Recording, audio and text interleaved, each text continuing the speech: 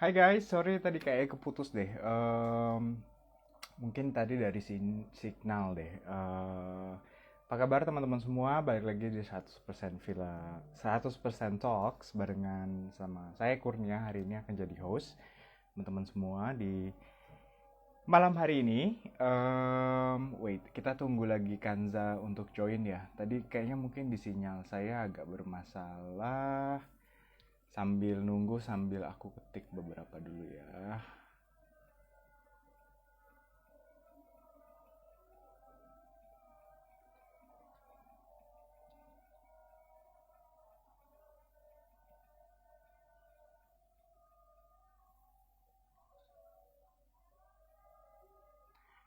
Oke, kita tunggu dulu ya. Sorry tadi keputus, mohon maaf teman-teman.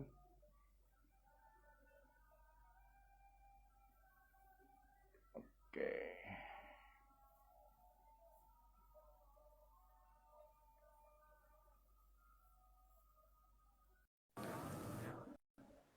Hai Kanza, sorry tadi keputus. Sorry, sorry, sorry. Kayaknya signal. I think it's my signal deh. Eh, kita coba invite lagi sebentar ya. Hai Kanza, Halo. suaranya kedengaran nggak? Sorry tadi putus kayaknya. Oh ya, ya ampun ini handphoneku tinggi banget. Aku nggak bawa apa? Dirimu di mana? Aku lagi di Jakarta. Oke, lagi sibuk apakah? Aku sibuk apa ya? Kerja aja sih. Sama kuliah ya sekarang ya, lagi ada kesibukan kuliah juga ya. Iya. Ya, mungkin kita kenalan dulu kali ya, teman-teman semua. Hari ini kita ada 100% Talks barengan sama Kanzavina, transgender aktivis dari Sanggar Suara. Tapi nggak cuma dari Sanggar Suara, kayaknya Kanza ini ada dari beberapa organisasi juga. Mungkin nanti Kanza bisa memperkenalkan diri. So basically hari ini itu kita kegiatan live 100% Talks yang biasa kita lakuin setiap minggu. Dan ini program ini juga kita jalanin menjelang 100% Malaysia Film Festival ya. Nanti tahun ini kita akan rencanakan adakan lagi dengan metode hybrid, jadi udah mulai sedikit offline nih. Nah Finally. kalau Kansas, yes. Nah kalau Kansas sendiri gimana sekarang kesibukannya, ngapain aja? Apa cuma sama Sanggar Suara aja atau sama teman-teman yang lain juga kah sibuknya? Iya, aku tadi selain kuliah, aku aktif di organisasi di Sanggar Suara sebagai chairperson. Tapi juga aku jadi steering committee di Crisis Response Mechanism, sebuah konsorsium untuk pencegahan dan penanganan krisis yang dialami sama teman-teman LGBTIQ di Indonesia, juga merupakan presidium dari jaringan transgender Indonesia. Yeay. Kalau boleh tahu apa untuk yang krisis itu ngapain aja tuh Kanza? Ini karena COVID kemarin atau memang before that tuh udah ada? Ya, kalau CLM sendiri itu memang terbentuknya memang sebelum COVID ya. Jadi itu dulu inisiasi dari beberapa organisasi, salah satunya Sanggar Suara. Waktu itu memang berangkat dari pengalaman 2016 yang kita lihat memang skala eskalasi kekerasan yang dihadapi sama teman-teman LGBTIQ itu cukup tinggi. Kemudian apa namanya kita selalu seperti kelompok yang apa namanya pemadam kebakaran gitu loh. Ketika ada case kita mesti ngapain, terus Hmm. buat apa. Jadi inisiatif itu muncul untuk menjawab itu semua. Jadi akhirnya CRM memang fokusnya pada pencegahan penanganan, mobilisasi sumber daya dan juga penguatan kapasitas individu dan HRD serta organisasi LGBTIQ yang ada di Indonesia gitu sih. Oke, udah dari tahun berapa ya kira-kira CRM 2008. sendiri itu? 2008. 2018. Kalau 18. Kalau Sanggar Suara itu dari kapan tuh? Kita udah lama ya kerja, udah lama barengan lah. Cuman kalau dari Sanggar Suaranya sendiri, Kanza, Oh, ini Sanggar Suaranya berdiri atau aku di Sanggar Suara?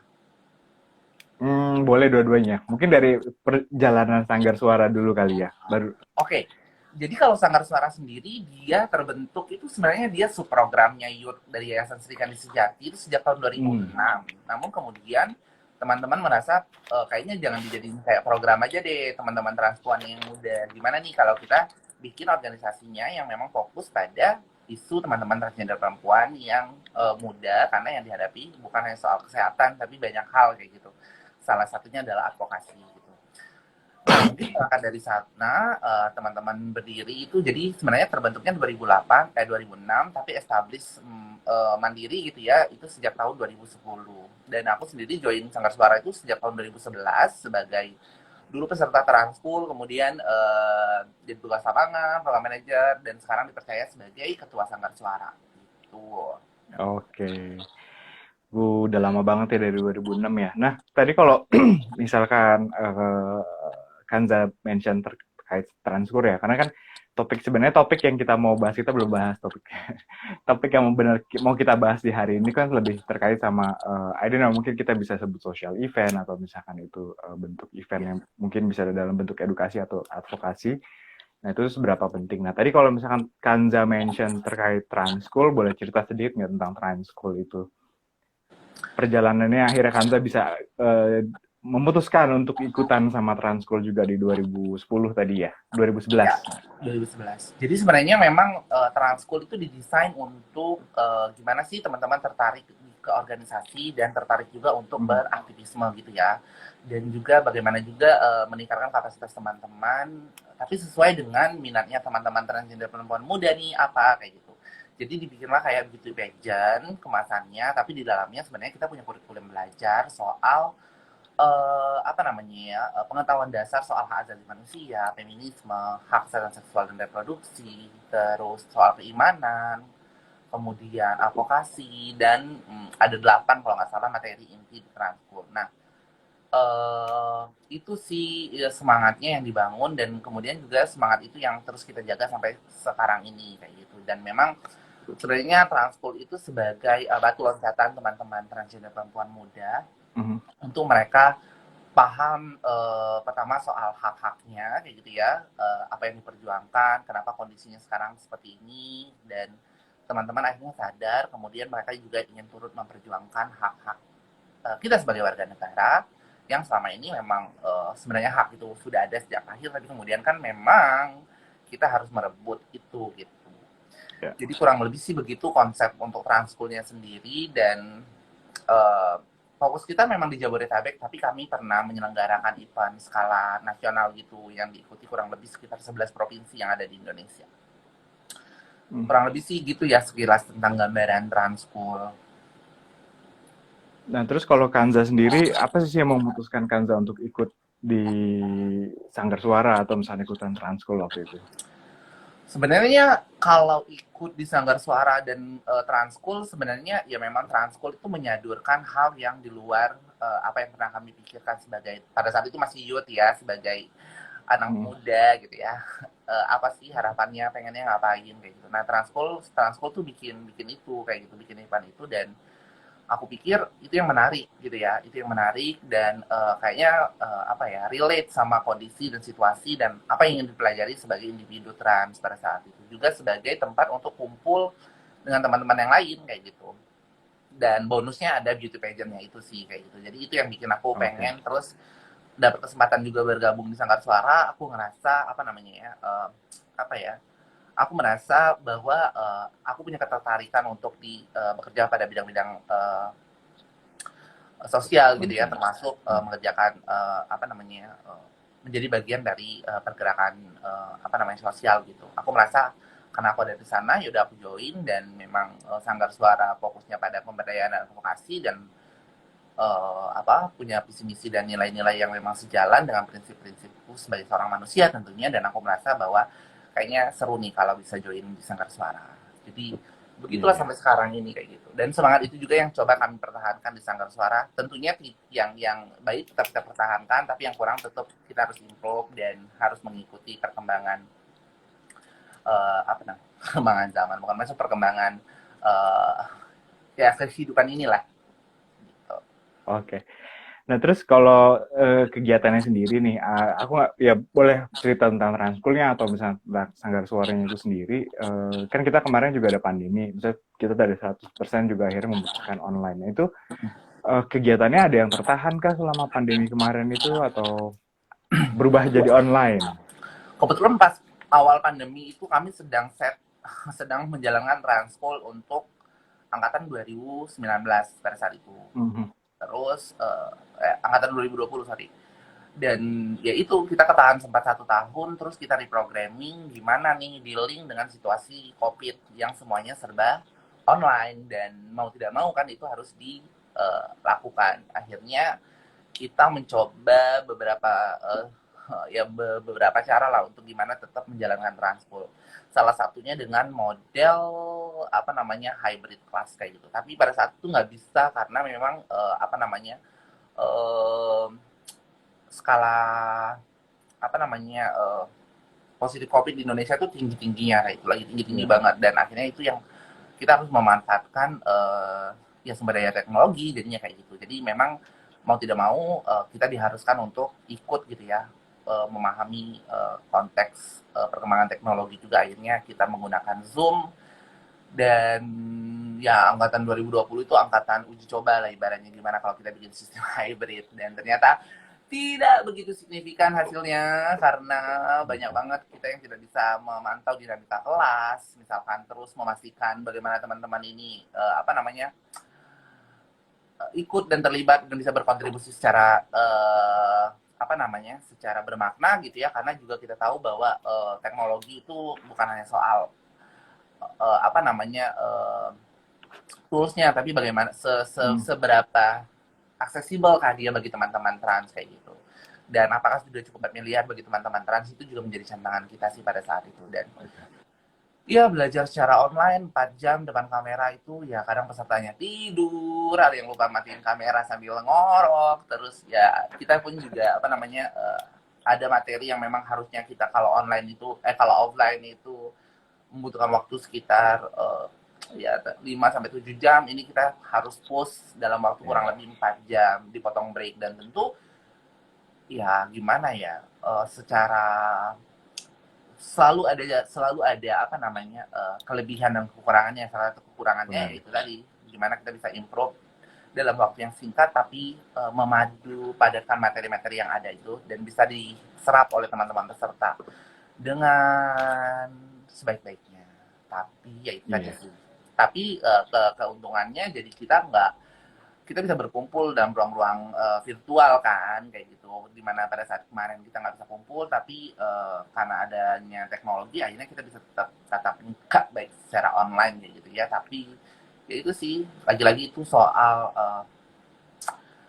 ya ini soal apa aksesibel itu Iya. ya, nggak semua Iya. teman-teman peserta punya koneksi internet yang bagus yang memadai gitu ya, yang bisa menggunakan platform teknologi itu sendiri gitu.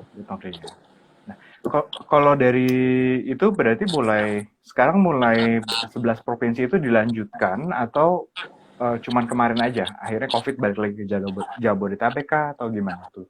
Bahkan yang sebelum pandemi itu, yang 11 provinsi itu sebelum pandemi memang, tapi Ya. karena ya itu karena project ya, tapi sepertinya memang Transpol itu memang apa ya mandatnya itu memang Jabodetabek kayak gitu. Jadi sebisa mungkin kita mengemas Oke. dalam Jabodetabek. Tapi kemudian kalaupun suatu saat kita bikin skala nasional, pasti itu adalah ingin melibatkan kolaborasi dengan kerja teman-teman di provinsi Ya. lain kayak gitu. Ya. Gitu sih. Ya, tadi kalau misalkan Kanza mention ada terkait sama kontribusi dari para peserta ya, misalnya dari kegiatan lah, satu kegiatan. Kita dari 1% atau misalkan Kanza dari Sanggar Suara itu, untuk teman-teman yang akhirnya involve ikutan bareng di satu kegiatan itu, sebenarnya apa sih yang diharapkan dari Kanza sendiri atau dari Sanggar Suaranya untuk kontribusi teman-teman sebenarnya? Atau misalnya kontribusi umum lah, pengharapan dari sebuah kegiatan yang kita lakukan terkait sama advokasi. Tentu kan kita itu kan punya cita-cita yang besar ya, kita berimajinasi tentang tatanan masyarakat kita yang bisa menerima, yang inklusif gitu ya, yang bisa menghargai keberagaman kayak gitu. Dan dalam konteks situasi politik di Indonesia gitu ya, situasi sosial juga, ini bukan hal yang gampang kayak gitu, tapi bukan berarti tidak mungkin kayak gitu. Nah, karena dia tidak gampang dan bukan berarti tidak mungkin, ini artinya kita harus melibatkan banyak pihak gitu ya.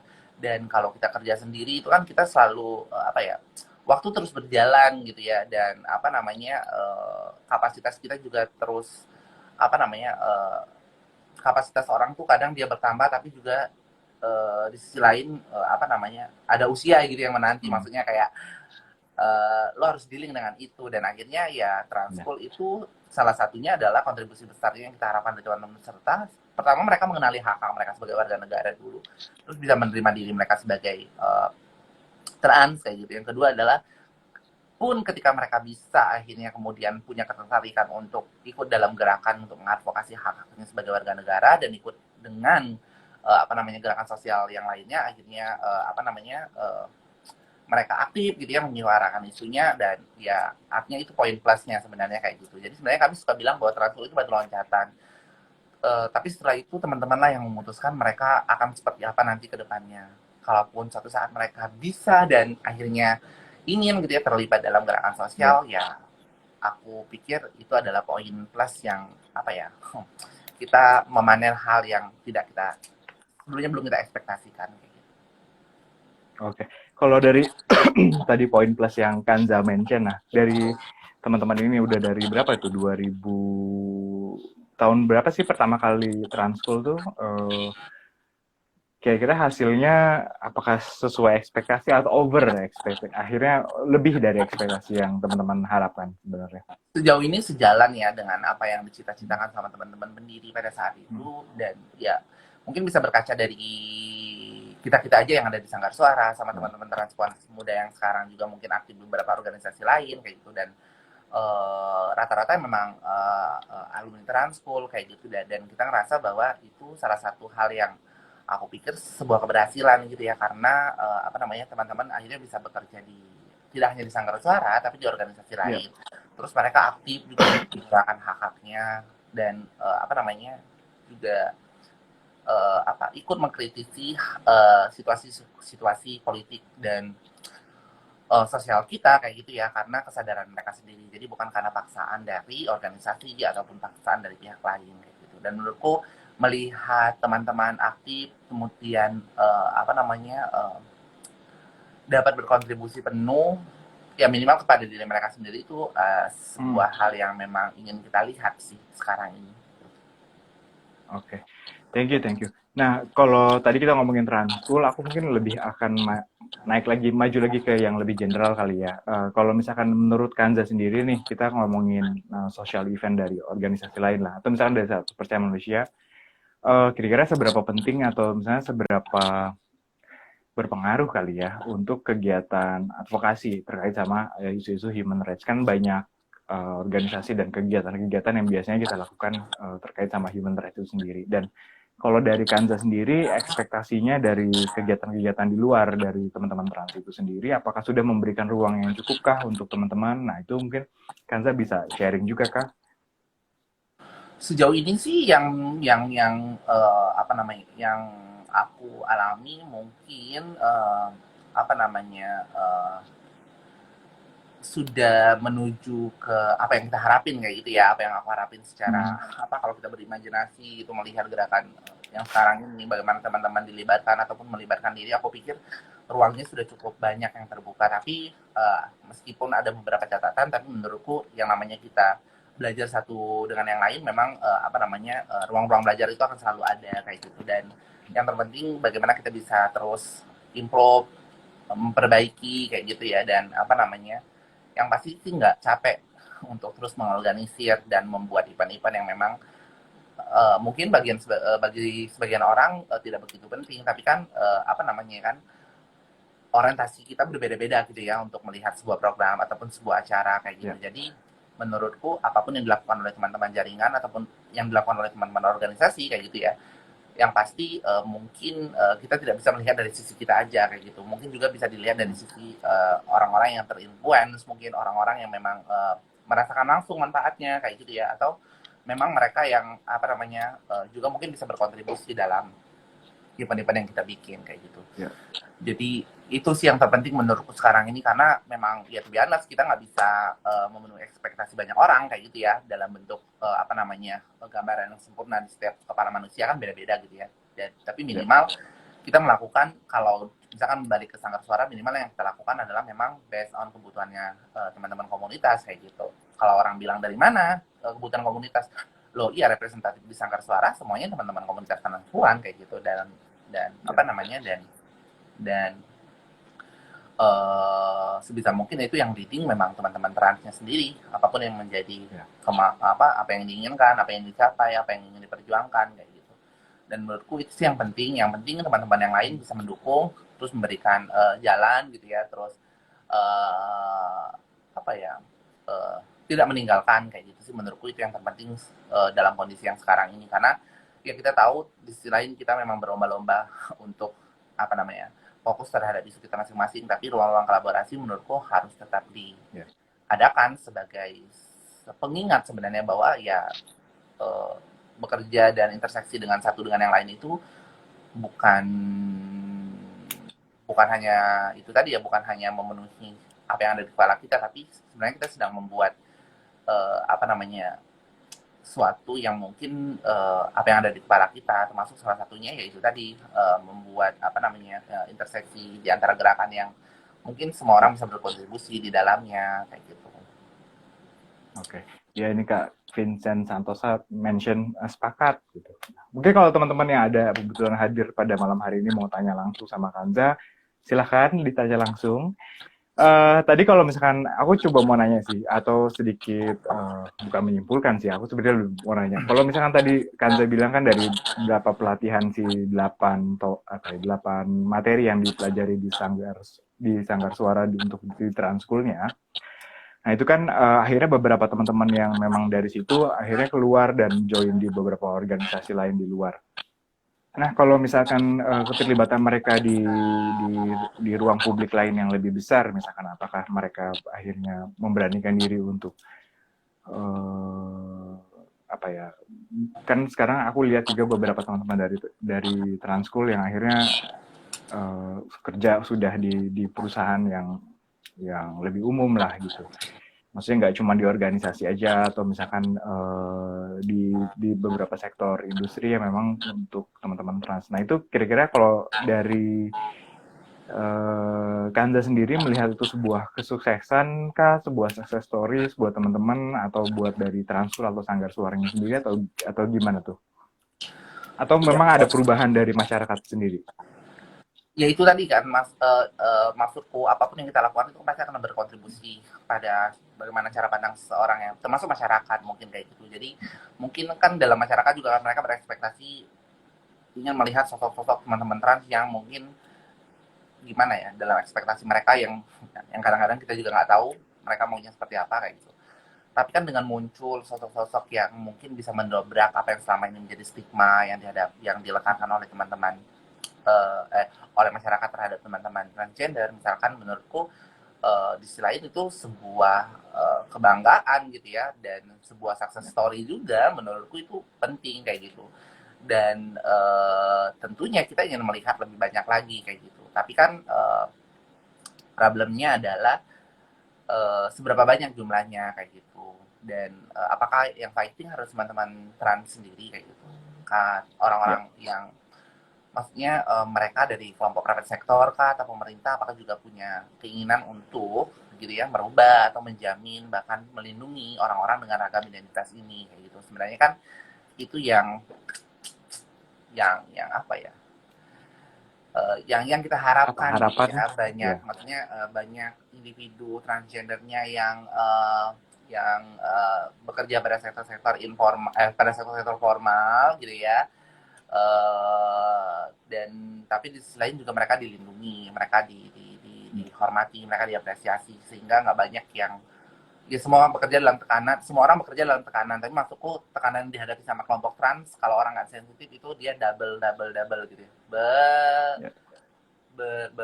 bertambah gitu, maksudnya berkelindan gitu satu sama yang lain, tekanan itu. Dan ya mungkin kita semua bisa ya apa ya, hal yang bisa dilakukan adalah berempati gitu, menempatkan pada posisi kita kepada orang-orang yang merasakan itu. Dan harapanku sih dari sejauh ini sih itu ya, mungkin tidak hanya teman-teman transnya aja atau kelompok LGBT-nya aja yang ingin mewujudkan itu, tapi juga kelompok-kelompok yang non-LGBT juga bisa berkontribusi dan bahkan berkomitmen juga untuk mewujudkan hal yang serupa.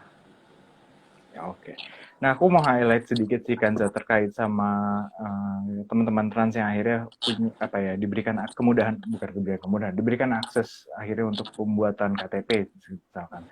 Nah itu kalau dari teman-teman sendiri mungkin ada sharing stories kah dari perjalanannya akhirnya dapat dari pemerintah itu kan berarti. Nah itu kira-kira Kanza ada cerita-cerita sedikit kah terkait itu? Iya, to be honest, Karena kan Kanza juga terlibat aku ya. nggak, to be honest, aku nggak secara langsung terjun langsung ya. Di situ ada teman-teman yang Hmm. lain juga yang berkontribusi. Tapi setauku sih memang ini salah satu bentuk yang perlu diapresiasi juga ya dari pemerintah. Akhirnya mereka akhirnya meskipun sebenarnya kalau kita telaah gitu ya, tidak ada satupun peraturan yang tidak boleh kayak gitu kan. Ini kan lagi masalah personal atau masalah apa yang di kepala orang kayak gitu, sehingga itu yang menghantui kelompok trans, akhirnya mereka nggak bisa mengakses itu semua kayak gitu. Di mungkin ada yang bisa sebelumnya bisa berfoto gitu ya dengan tampilan yang sekarang, dengan seperti apa yang mereka mau, tapi kemudian juga apa namanya, ada juga yang tidak kayak gitu. Nah, dari statementnya atau dari surat edaran yang dibikin sama dinas dukcapil kayak gitu ya, itu Hmm. akhirnya kan membuat semua orang harus berlaku sama. Jadi ketika ada yang mau ganti foto, ada yang mau apa namanya mengakses layanan publik, itu semuanya harus disamakan kayak gitu sih. Oke, oke. Ya bentuk apa ya tadi ya kolaborasi ya antara semua. Jadi nggak semua cuma teman-teman trans aja sebenarnya yang bergerak, tapi teman-teman lain juga bisa membantu untuk proses ini sebenarnya. Ya, ini ada beberapa mention dari teman-teman. Ini temannya Kanza kah? Vincent Santosa, do you know him? Iya, Mengapresiasi, terima kasih, ya itu. sama-sama. Um, Nah, kalau untuk kedepannya sendiri, sekarang kan kita udah pasca COVID ya. Itu kira-kira dari teman-teman Sanggar Suara sendiri mau akan ada kegiatan-kegiatan lagi kah yang bersifat offline? Ya mungkin kalau online kan kadang-kadang kita sangat spesifik ya. Ya saya sendiri akhirnya kan bergerak hanya di lingkungan komunitas ya memang di komunitas kita aja gitu. Kalau offline kan kadang-kadang kita bisa jauh lebih visible secara publik gitu. Nah, kalau dari teman-teman Sanggar Suara sendiri atau dari Kanza, dari organisasi lainnya itu mau ada kegiatan-kegiatan lagi kah?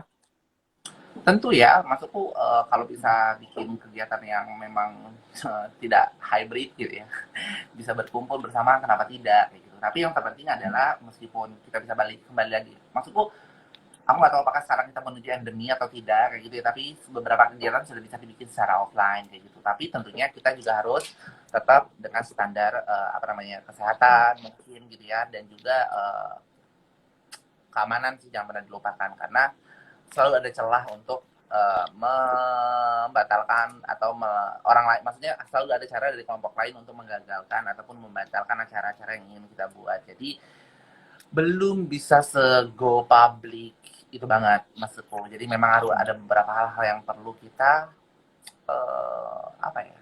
Perlu kita pertimbangkan, misalkan terkait Hmm. dengan tempat, apakah ini bisa diakses oleh semua orang, apakah semua orang bisa apa namanya berpartisipasi kayak gitu. Itu sih yang belum menjamin kayak gitu ya. Ya, yang aku bayangkan tuh sebenarnya is okay. Siapapun bisa pro dan kontra dalam ruang-ruang yang kita perjuangkan. Tapi maksudku yang menakutkan adalah kalau tidak cukup dengan diskusi kayak gitu loh. Maksudku kalau mau sebatas diskusi, debat itu is okay. Maksudnya masih bisa kita, ayo nggak apa-apa kayak gitu kan. Kalau kita mau Ya. bicara dari sisi akademik, misalkan mau bicara dari sisi sains, mau bicara dari sisi agama sekalipun, ayo kayak gitu. Just mungkin bisa dibikin ruang seperti itu. Tapi kan respon orang berbeda-beda ya. Yang kita nggak berani itu ya Ya. memang yang ya main-main pukul lah, main-main apa menggerbekan atau apa kayak gitu. Itu mungkin menjadi Ya. concernku sih sampai sejauh ini. Tapi idealnya sih harusnya ya kalau dibikin ruangnya memang ruang-ruang untuk apa namanya berdiskusi gitu ya, menolak, membantah sama sebatas apa argumen, menurutku harusnya memang seperti itu ya yang Ya. sebaiknya dilakukan kayak gitu. Jadi tidak hanya apa namanya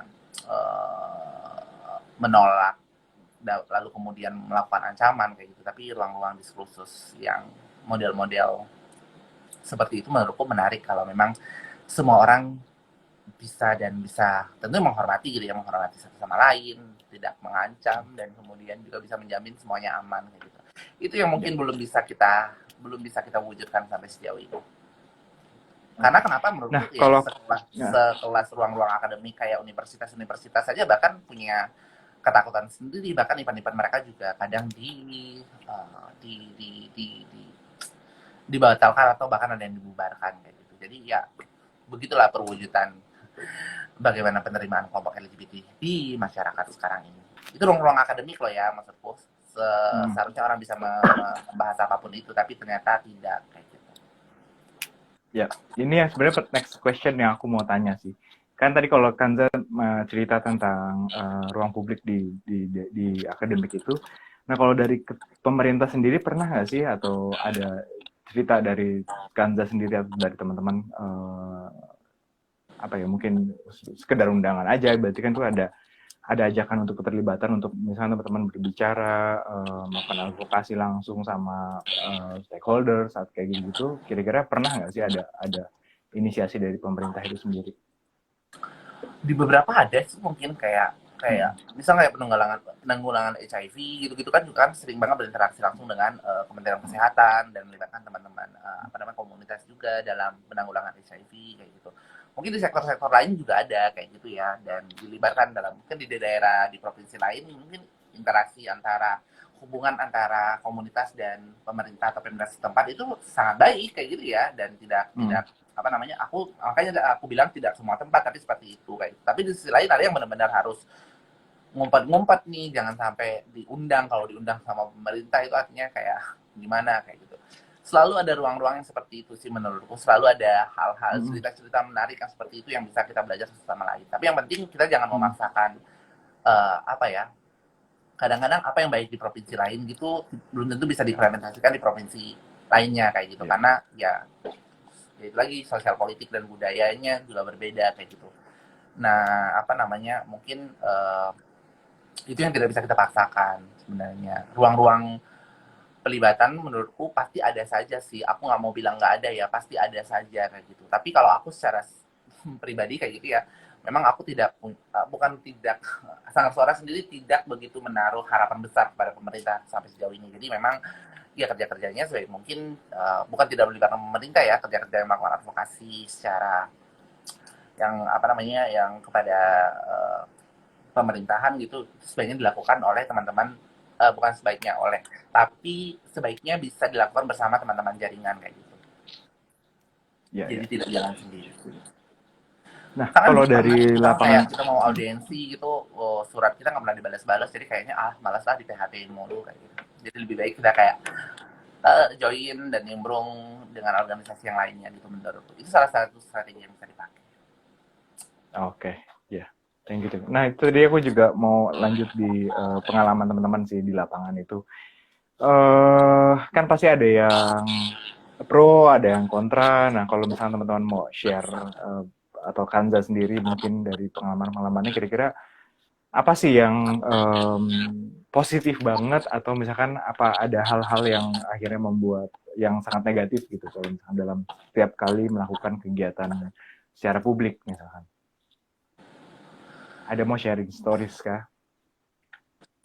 Apa ya kalau sekarang aku nggak tahu sih tapi kalau dulu tuh kan kita bisa march ya masukku dan Hmm. itu event kita sendiri Ya. kayak gitu dan itu menyenangkan sih dan aku senang bisa pernah ada di momen itu tapi di sisi lain kalau sekarang kayaknya aduh nggak mungkin mau bikin itu kayak gitu ada satu bendera pelangi aja berkibar tuh kayaknya langsung di highlight sama media berdua segala macam padahal kita sedang berkontribusi atau kita sedang apa namanya mendukung isu yang lebih besar kayak gitu maksudnya bukan bermaksud mengecilkan isu LGBT ya maksudku pada event itu kayak gitu dan Ya. itu sih mungkin ya dan aku selalu ber aku selalu punya mimpi suatu saat kita bisa march lagi ya meskipun nggak pride gitu tapi setidaknya kita bisa march rame-rame terus ya publik bisa tahu kalau dulu kan publik responnya kayak ya udah apaan sih ya gitu kan kayak enggak yang kalau terakhir kan kayak kita dilemparin batu tuh kayak takut Itu pengalaman menyenangkan mungkin ya. ya menyenangkan benar itu sih makanya banyak Ya, teman-teman ya. yang mungkin ya yang tidak belum merasakan dulu seperti apa tuh kayak ya, kapan sih Indonesia punya pride kapan sih Indonesia punya mars sebenarnya kita pernah melakukan itu Iya. dan B aja sih dulu kayak gitu kita di bundaran HI bawa bendera tinggi-tinggi tuh kayak yang pernah kayak gitu kan dan sekarang ya nggak bisa kayak gitu. Kenapa? Karena situasi politiknya juga udah berbeda kayak gitu kan. Ya. Bagaimana kan isu kita ini gampang banget lah untuk menarik perhatian publik dalam tanda kutip sih ya, Ya. untuk tapi dalam hal yang tidak ingin kita dengar sebenarnya kayak gitu. Ya, tadi kalau misalkan dari obrolan ini nih ada hal yang aku mau coba tanya sih. Berarti sebenarnya keterlibatan media sendiri itu menjadi penting ya dalam Iya, pemberitaan terutama. Karena kan tadi kan kalau Kanza cerita sebenarnya banyak hal-hal positif yang dilakukan sama teman-teman, kita udah lakukan advokasi dan lain-lain. Tapi kan kadang-kadang yang di-highlight sama media justru hal-hal yang mungkin sifatnya agak negatif ya. Nah, itu kalau dari Kanza sendiri melihatnya atau teman-teman dari Sanggar Suara atau dari organisasinya itu gimana sih keterlibatan medianya itu sendiri? iya. Oh, media itu punya kontribusi besar dalam eh, ya dalam eh, apa ya, dalam membangun opini publik gitu ya, itu nggak bisa dipungkiri kayak gitu. Tapi sayangnya banyak media-media itu yang memang yang aku nggak tahu sih, kadang modal copy paste gitu ya, modal apa namanya, nggak tidak melakukan klarifikasi atau apa kayak gitu, itu banyak. Tapi aku juga tidak mau Hmm. bilang nggak ada media yang eh, apa ya, sesuai dengan standar apa namanya, pers gitu ya, mungkin kode etik pers kayak gitu. Banyak kok, ada beberapa media yang menurutku cukup apa ya, cukup progresif lah kalau memberitakan isu LGBT kayak gitu, dan apa namanya, dan cukup vokal juga kayak gitu. Dan menurutku tentu ini perlu diapresiasi teman-teman ini juga, karena tentu apa ya, memberitakan isu Ya. LGBT dalam kacamata yang lebih netral itu kan bukan sesuatu yang mudah di sini kayak gitu. Dan ketika ada teman-teman yang berani, menurutku ya tentu perlu diapresiasi terhadap keberanian teman-teman ini, karena ya kalau tidak ada mereka mungkin pemberitaan isu LGBT hanya dalam kemasan atau dalam pemberitaan yang model-model yang gitu, yang apa aku bisa bilang sepihak mungkin ya, kadang-kadang tidak melalui Hmm. proses yang apa namanya, eh, ya yang memang bagaimana dia bisa menggiring opini masyarakat itu tadi ya, Ya. misalkan soal LGBT-nya itu gimana kayak gitu. Dan iya Cari sih, yang aku masih jual ya bersepakat mungkin. bahwa ya mau suka nggak suka, mau nggak mau, media itu punya peranan penting dalam Hmm.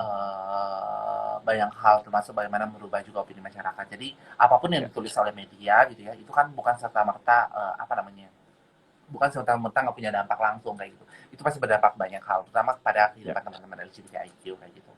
Nah, mungkin ya itu harus lebih banyak media yang netral sifatnya, harus banyak media yang apa namanya, yang bekerja dan tunduk dalam kode etik pers misalnya kayak gitu ya. Dan apa namanya, aku selalu bilang nggak perlu pro ataupun nggak perlu apa, terserah Kontra. deh lu mau kontra deh berita, lu mau kontra atau apa kayak itu, oh monggo silakan, nggak apa-apa. Tapi dalam melakukan pemberitaan lu setidaknya itu harus bisa Ya. cukup netral kayak gitu. Netral dalam artian Ya. kalau ada satu hal itu ya dia bisa melakukan klarifikasi dari pihak kita juga kayak gitu sih. Ya. Setuju, setuju, setuju. Nah, kalau misalkan keterlibatan teman-teman di publik nih, karena aku juga beberapa tahun ini banyak banget teman-teman trans yang akhirnya muncul secara visible di publik gitu ya. Tapi aku juga lihat teman-teman media yang skala nasional pun juga memberitakannya dalam sisi hal yang positif sih, pencapaian, misalnya hal-hal yang positif. Nah, itu kalau dari, sorry, kalau dari Kanza sendiri melihatnya itu sesuatu yang positif kah atau akhirnya kan memberikan apa ya, memberikan visibilitas lebih nih buat teman-teman trans secara komunitas itu, kira-kira Kanza sendiri melihatnya gimana atau Aku, dari pandangan aku teman-teman pokoknya sendiri? pokoknya apapun yang tentu itu berkontribusi penuh atas visibilitas. Tapi yang namanya visibilitas karena lu terlihat, tentu banyak juga konsekuensinya kayak gitu. Jadi ada dua hal juga yang mesti masih dari sisi orangnya juga, dia harus sadar kayak gitu ya. Apa, bahwa respon masyarakat kita apakah dia siap atau tidak dengan itu semua kayak gitu. Dan kalau aku melihatnya tentu itu sebuah capaian yang menurutku ya, ketika banyak teman-teman muncul Ya. di ruang-ruang publik, terus banyak teman-teman muncul di apa namanya, di dalam media kayak gitu, aku melihatnya bahwa ya begitulah bentuk dari keragaman kelompok trans itu sendiri. Kadang-kadang meskipun yang satunya penuh sensasi, kadang-kadang yang satunya menunjukkan apa namanya prestasi kayak gitu. Tapi kan itu tidak hanya terjadi pada kelompok trans saja, tapi terjadi pada semua kelompok kayak gitu. Jadi ya apa namanya di sisi lain itu memang kalau ngomong bicara tentang visibilitas tentu itu sangat berpengaruh ya kayak gitu ya karena semakin banyak sosok yang muncul kayak gitu. Tapi di sisi lain jangan lupa bahwa karena visibilitas juga itu juga akan mempengaruhi banyak hal kayak gitu. Terutama respon dari masyarakat dan juga komunitas akan seperti apa kayak gitu. Jadi ya sosok lah. Ya, balik lagi ada beberapa yang tadi balik kan kalau misalnya kita ngomongin situasi di beberapa daerah itu juga pasti beda-beda ya. Karena kan kalau skala nasional akan banyak respon jadinya ke teman-teman ya Ya. dari itu. Nah, kalau terkait ya kalau kita ngomongin media, mungkin aku akan lanjut karena kita kan di film ya. Mungkin aku akan lanjut di beberapa isu kita ngobrolin di film. Kan ada beberapa teman-teman teman dari trans yang akhirnya juga terjun ke dunia film, kemudian dari beberapa filmmaker di Indonesia yang baru terutama tapi mereka bukan trans sih, mungkin allies kali ya. Nah, mereka juga mengangkat isu-isu terkait sama trans itu sendiri. Nah, kalau dari Kanza sendiri misalkan melihatnya portrayal dari teman-teman trans di industri film itu seperti apa sih melihatnya perjalanannya dari dulu lah, mungkin dari zamannya Benyamin kan dulu udah ada tuh sampai akhirnya sekarang ini. Iya, kalau dulu tuh representasi trans di media itu dilakonin sama orang lain yang notabene dia bukan dari kelompok trans itu sendiri. Ya. Bahkan sampai sekarang sih kayak gitu ya. Dan menurutku itu yang aku kritisi kayak gitu. Karena talent-talent dan apa namanya teman-teman yang uh, apa namanya yang yang mereka juga apa namanya atau aktor-aktor trans gitu ya itu banyak sebenarnya tapi selama ini mereka tidak pernah diberikan ruang kayak gitu dan Ya. menurutku itu yang terpenting yang harus kita dorong kayak gitu meskipun banyak kelompok yang memang sekarang aware sama isu trans dan peduli sama isu trans tapi sebisa mungkin memberikan ruang itu kepada kelompok trans yang pertama jangan dijadikan mereka sebagai objek saja tapi bagaimana mereka juga menjadi subjek dan ya dan mereka yang menentukannya kayak gitu kan dan apa namanya sekarang ini menurutku yang disayangkan adalah ketika ada kelompok trans yang memang dianya yang adalah aktor memang gitu ya tapi uh, dia tidak bisa tayang di televisi karena ada peraturan dari KPI kan soal itu semua. Ya. Tapi ketika itu dilakonin sama orang yang non trans kayak gitu dan isunya itu adalah misalkan yang berbau-bau bukan sebuah kebanggaan gitu, sebuah penyesalan itu boleh aja lolos-lolos aja tayang kayak gitu. Menurutku ini kan sungguh dilematis ya menurutku ya kayak gitu. Ya. Di sisi lain lo berharap nengok teman-teman trans yang apa namanya?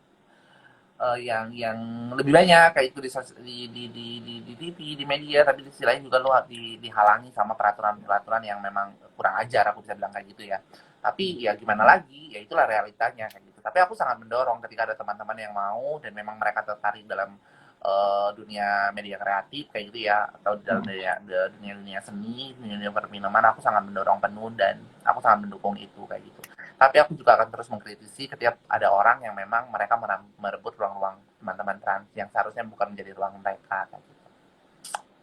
Ya, oke.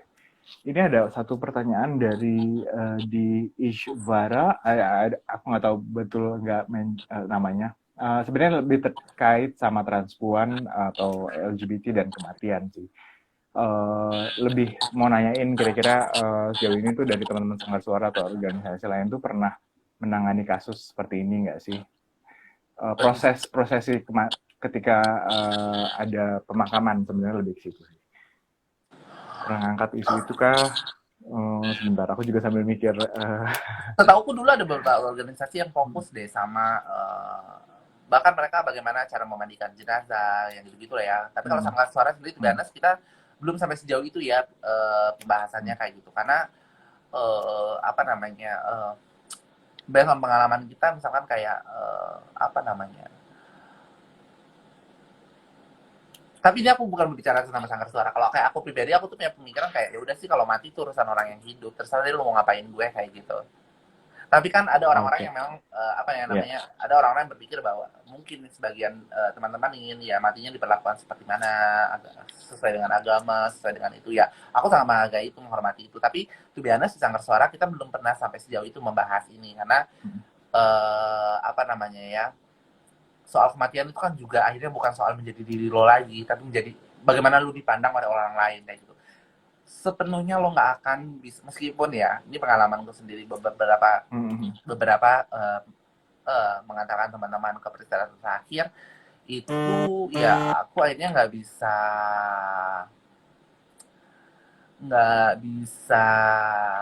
apa ya, memenuhi kebutuhan mendiang pas dia mau meninggal, misalkan mau dimakamkan secara perempuan gitu ya, Hmm. mau di batu nisannya ditulis secara perempuan kayak gitu, itu masih sulit banget kayak gitu. Bahkan di komunitas pun berdebat kayak gitu. Makanya aku pikir kayak hal-hal ini cukup sensitif kayak gini untuk diobrolin karena tidak sepenuhnya kita juga apa namanya bisa, apa ya aku bilangnya, ya kalau lu mati kan balik ke dokumen kayak gitu ya, Ya, ya. lagi-lagi yang kayak gitu. Dan Setuju.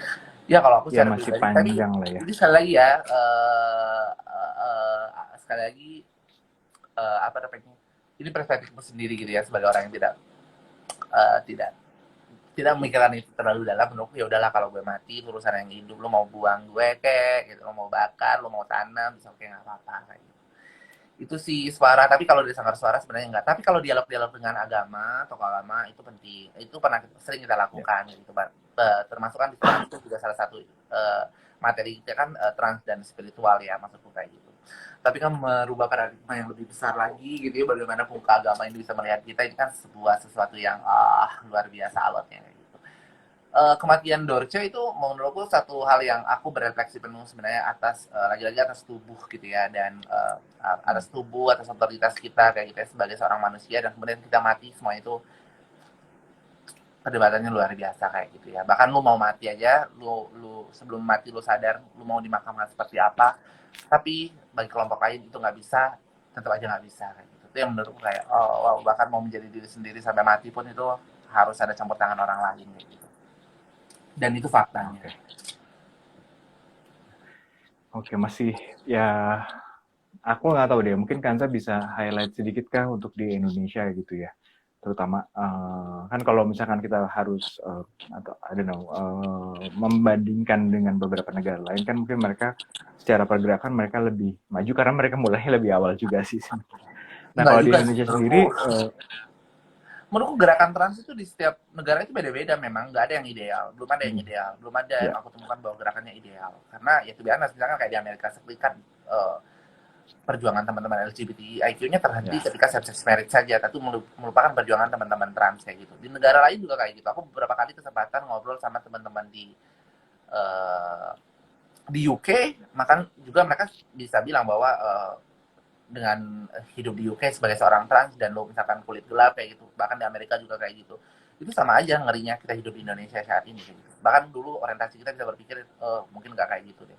Even di Thailand sekalipun, bahwa orang berpikir bahwa enak banget ya di Thailand, lu bisa ganti jenis kelamin, lu nggak diganggu gugat, tapi orang tuh nggak pernah lupa belum ada perlindungan untuk teman-teman trans di sana, ya dan mereka itu nggak bisa ganti nama. Even sekalipun mereka sudah melakukan penyesuaian penegasan jenis kelamin ya, itu tetap nggak diakui oleh di hukum secara hukum. mereka kayak gitu. Jadi memang ya kadang-kadang bisa bersyukur juga di Indonesia ini lebih progresif di bidang hukum kayak gitu ya. Kita bisa change nama gitu ya, Oke. bisa apa bisa bisa bisa apa namanya bisa melakukan pergantian jenis kelamin kayak gitu. Bisa dilakukan di sini. Di negara di Thailand sekalipun tuh nggak bisa kayak gitu. Jadi kayak ya belum ada kondisi yang ideal lah, tapi setidaknya kalau di Thailand Oke. teman-teman masih bisa bekerja dalam sektor-sektor tertentu kayak gitu ya, masih bisa diapresiasi. Terus ya aku nggak bisa bilang nggak ada bully juga, karena kemarin habis ngobrol sama teman-teman yang ada di Thailand, ya mereka tetap dibully juga, ada yang wajib militer juga, jadi kayak yang ya ada yang ditolak juga sama keluarganya, ya sama aja. Situasi more or less mirip-mirip ya. Tapi Yes. kalau dari Kanza sendiri berarti Indonesia masih lebih apa progresif kah atau gimana menurut Kanza? Secara hukum iya dong, harus Ya. diakui itu kayak gitu. Oke, ya wish kita bisa ngobrol lebih banyak lagi. Aku sih berharap teman-teman dari Sanggar Suara atau Kanza sendiri ketika kita offline, Karena tahun ini juga kemungkinan kita ada beberapa film yang akan kita putar terkait sama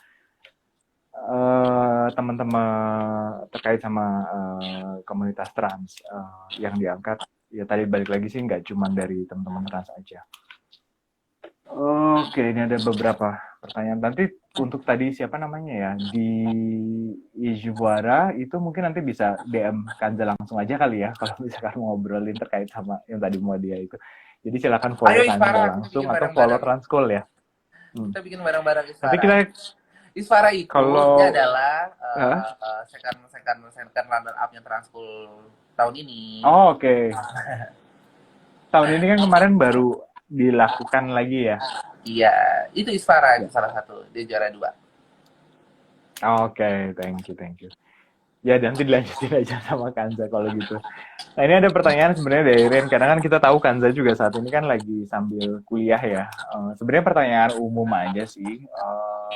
Kira-kira pembagian waktunya untuk Kanza sendiri kan sekarang selain kuliah juga sibuk di organisasi, masih ya punya kesibukan banyak dan kegiatan advokasinya Kanza kan juga terus berjalan terus. Nah, itu how you manage sih sebenarnya. Pertanyaannya lebih situ. Iya, gimana ya ketika sudah berkomitmen dengan satu hal. Aku tuh orang kayak gitu. Ya. Ketika aku udah berkomitmen sesuatu hal, aku juga harus tahu konsekuensinya apa gitu. Sebelum memutuskan untuk kuliah juga aku percaya bahwa oh, aku banyak banyak hal yang mungkin harus aku prioritaskan, terutama adalah kuliah kayak gitu. Terus ya kalau kayak waktunya main kayak gitu, kalau dulu kan bebas mau sampai jam berapa aja. Kalau sekarang kan kayak oh karena besok ada kuliah terus harus ada ya harus belajar juga tetap kayak gitu, harus bikin tugas ya kayak gitu. Kalau mau ngeluh capek atau enggak ya capek banget kayak gitu. Tapi kan lagi-lagi kalau aku ketika aku memang udah memutuskan untuk oke, gue pengen kuliah, gue bukan apa namanya, udah diingetin sih sama teman-temanku, benar mau kuliah tuh capek loh, gini gini gini, nanti jangan sampai putus tengah jalan. Pokoknya ya aku memikirkan itu tuh sebaik-baik mungkin, sesadar-sadar mungkin. Jadi kalaupun lagi ngeluh soal kuliah kayak gitu ya, ya aku sih ngeluh ya kayak gitu. Tapi kayak istilahnya kayak ya karena ini kan salah satu yang aku inginkan, salah satu achievement yang mau aku salah satu goals yang mau aku achieve gitu kan, ya lulus kuliah kayak gitu. Jadi ya sama aja sih kayak teman-teman yang lain gitu. Apa sih yang sekarang nggak capek, rebahan aja capek cuy. Lu rebahan aja scroll TikTok, scroll IG itu capek banget, kayak tiba-tiba udah sakit aja pinggang tangan kayak gitu kan. Sama sebenarnya, tapi ya itulah, kita kembalikan ke prioritas masing-masing sih kayak gitu. Jadi kalau udah bikin sebuah komitmen dengan ya bikin komitmen terhadap diri sendiri itu adalah komitmen yang paling susah karena kita gampang banget untuk melanggar itu. Tapi kalau aku sebisa mungkin ya memprioritaskan kuliah dan kerja itu kalau bisa plotnya dapat masing-masing sama kayak gitu. Ya. Oke. Thank you Kanza. Sukses terus buat kuliahnya. Semoga sehat, terutama lagi pandemi kayak gini. Ya, nanti kita berharap sih teman-teman dari Sanggar Suara, Kanza, dan teman-teman lainnya juga kalau memang kita ada kegiatan offline, kita pasti akan undang teman-teman juga untuk ikut nonton.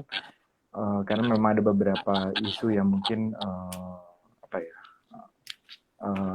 terkait sama teman-teman trans juga sih di tahun ini. Sebenarnya tahun lalu ada, tadi kalau kita ngomongin kematian juga tahun berapa itu ya aku lupa ya. Kita salah satu film opening kita kalau nggak salah terkait trans dan kematian juga. Film dari Filipina atau Thailand, aku lupa deh. Belum pandemi soalnya, saya lupa. Iya. So itu sebenarnya aku Dan kalau nggak salah gue mau bicaranya ya. apresiasi. Gue nyari film Thailand kayaknya. Thailand apa Filipina gitu. Iya. Lumayan antara Thailand dan Filipina waktu itu. Ya. So thank you so much. Nah tapi sebagai penutup aja sih kira-kira Kanza ada yang mau disampaikan kah buat teman-teman trans mungkin atau misalnya secara publik karena kita kan ruangnya mungkin lebih publik. Apa sih pengharapannya Kanza sendiri atau dari teman-teman Sanggar Suara dari kegiatan-kegiatan yang akan dilakukan nantinya atau mau sharing-sharing nanti kegiatan apa aja, terus harapannya apa aja sih untuk kedepannya? Apa ya? Yang pasti sih tetap waras gitu ya. Bolehlah gila sesekali kayak gitu nggak apa-apa gitu. Yang penting ya apa namanya? Maksudnya kalau lo memang waktunya istirahat ya istirahat kayak gitu ya. Waktunya kalau udah selesai ya udah balik lagi untuk bekerja, beraktivitas so kayak gitu. Karena apa ya, kadang-kadang kita sebagai aktivis berpikir bahwa kita adalah poros bumi kayak gitu ya, kalau nggak ada kita semua waktu terhenti. Oh my god, itu yang harus diubah kayak gitu ya. Kalau lu memang butuh istirahat sok monggo silakan, nggak apa-apa, percayakan itu kepada teman-teman yang lain kayak gitu. Terus ya apa namanya, terus ciptakanlah ruang-ruang kolaborasi seperti ini kayak gitu ya, nggak hanya di komunitas, untuk tidak hanya sesama komunitas transpuan juga, tapi juga bagaimana kita ke teman-teman lain kayak gitu. Jangan pernah capek untuk belajar kayak gitu ya, karena ilmu itu berkembang, pengetahuan berkembang, dan kita mesti upgrade, dan kita harus deal sama itu kayak gitu. Jadi ya jaga kesehatan, semoga semesta memberkati kita semua. Amin, amin, amin, amin. Oke, kuncinya percaya dan saling memahami ya. Tadi aku beberapa highlight itu sih. Thank you so much Kanza. Sudah hampir 1 jam. Jadi aku kita akan kirim undangan ke Kanza sama teman-teman nanti untuk pemutaran kita tahun ini. Jadi stay tune di sosial media. Kita udah mulai akan offline, jadi teman-teman bisa ketemu kangen lagi. Kita udah lama juga. Tapi kita kayak 2 bulan lalu ya, atau sebulan lalu ya baru ketemu sih sebenarnya. Yes. Karena aku juga ada yang mau diomongin, nanti kita ngobrol bareng lagi ya.